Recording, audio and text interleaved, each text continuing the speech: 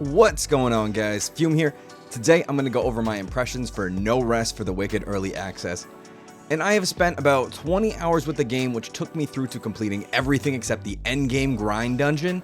And from here I have some things I love and some things that could be improved, but all in all I think this is shaped up to be a very solid start for Moon Studios' next IP after Ori.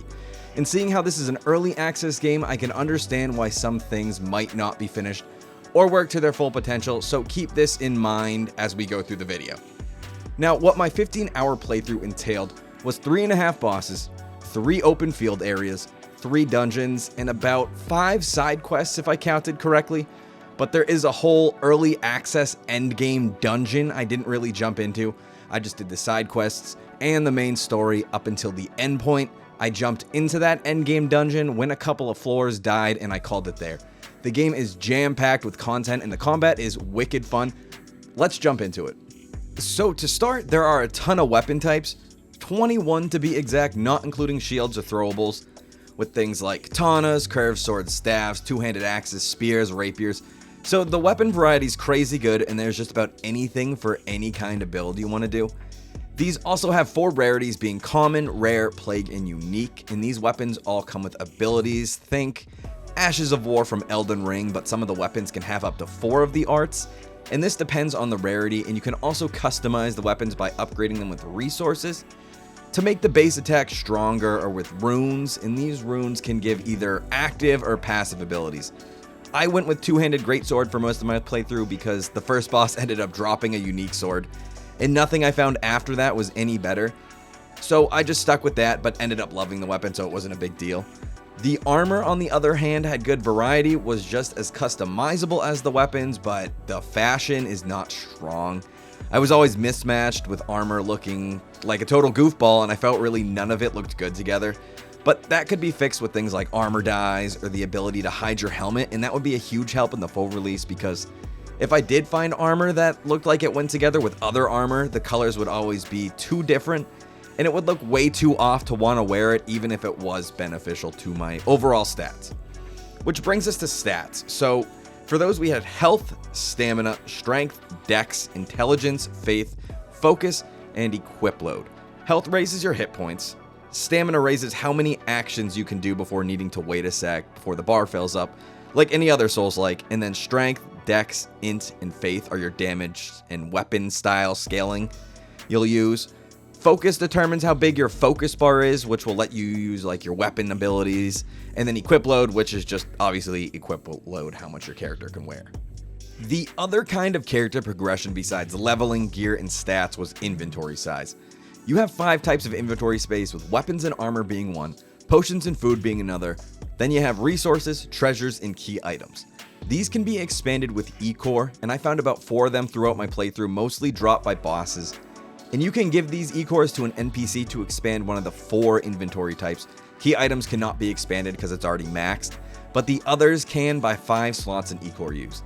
For each type, you start out with 15 slots, and these get filled up quick, but the slots that get filled up the most are the resource slot because it's just used for the random stuff you pick up in the game world, whether it's flowers for crafting healing potions, or meat to craft meals, iron and clay to craft weapons and house furniture, and yes, there is houses, but I'll get into that after. But back to the point, there is just a ton of junk you pick up, so I'm going to give you a tip now. Upgrade the resources bag space to maximum as soon as you can because you pick up so many more resources compared to any other types of items, and you need these for any kind of crafting. And I found myself having to leave so many valuable crafting resources I needed later behind because I couldn't fit them, so I just heavily recommend upgrading that first. Now let me tell you about the hub town Sacrament. And if you ever played Elden Ring, it's like the Round Table Hold or Bloodborne's Hunter's Dream. All your NPCs and resources will be here, in which you will regularly return to sell gear, upgrade gear, turn in quests, deposit items into storage, all of that stuff. Think of the town as your home base, all the vendors, the daily quest giver, the upgrade sage, the blacksmith, your house, it's all here. What I really like about Sacrament is that they put most of the vendors on this little strip right here. So if you need something, you're not running from one end of the town to the other. You can also travel back and forth to the main town from one of the whispers, and what a whisper is essentially a checkpoint stationed all throughout the world, like Elden Ring Sites of Grace. If you die, you respawn at the last whisper you rested at, and you can travel from whispers to Sacrament and back to that whisper from Sacrament, but you cannot travel from whisper to whisper.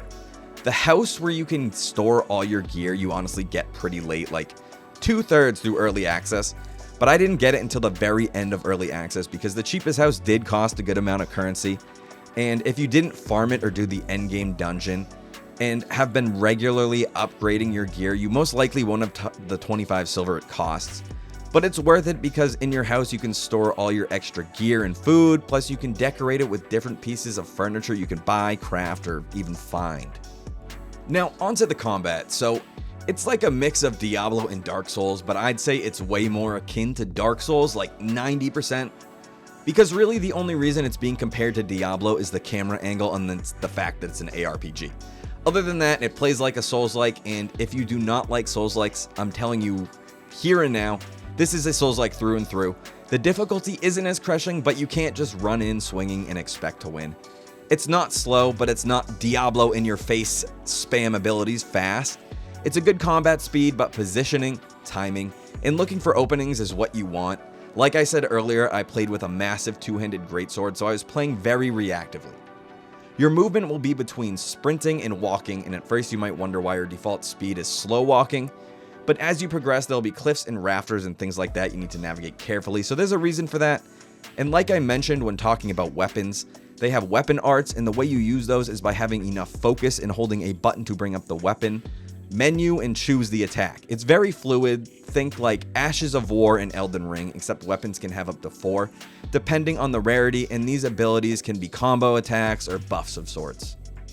There are different status effects that could be inflicted, like burning, plague, freezing, and others, and I had these as enchantments on my weapons, with my sword being infected with plague, so each hit I did caused buildup on the enemy, and this held the same kind of effect that poison would have, slowly draining the enemy's life. So they are all unique like that, and I expect the others to work similar, like fire causing constant DPS and freezing slowing down an enemy. Enemy variety was also top notch.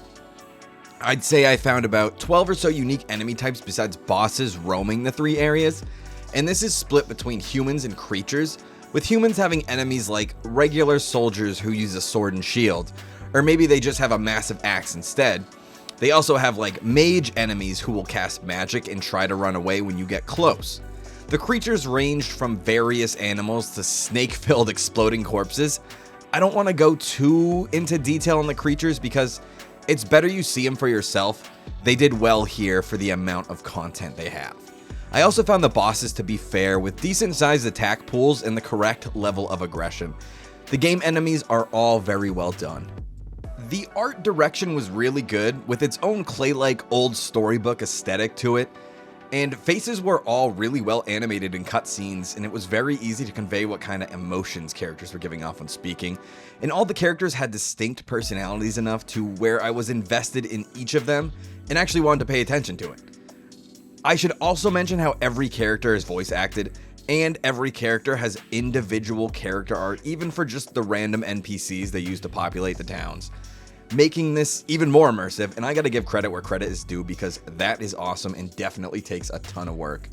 Before I talk about some things that could use improvement, I want to talk about the Steam Deck performance. So I have the OG 256GB Steam Deck model from release, and I played about 4 hours of No Rest for the Wicked with Hotfix 3 on the deck, and wandered around the game world and got into combat, and can happily report that during combat it was around a smooth 30 FPS, and outside of combat running around it went to 40 FPS, which is what I limit my Steam Deck to.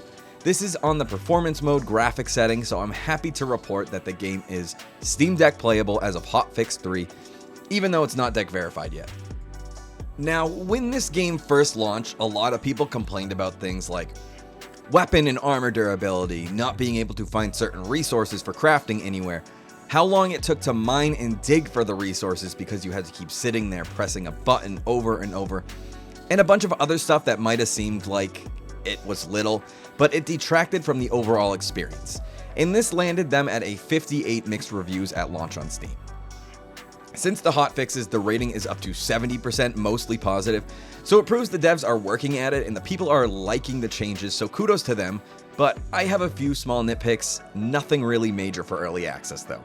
First thing is sometimes it's hard to tell if something is climbable. Now I'm not saying yellow paint everywhere, but just make it a little more obvious if there's a platform higher up. Also, I should be able to craft with resources I have stored in my chest at my house, because no one wants to run back and forth to grab resources for crafting. It's tedious, especially because of limited inventory space and you just don't know what you have in general.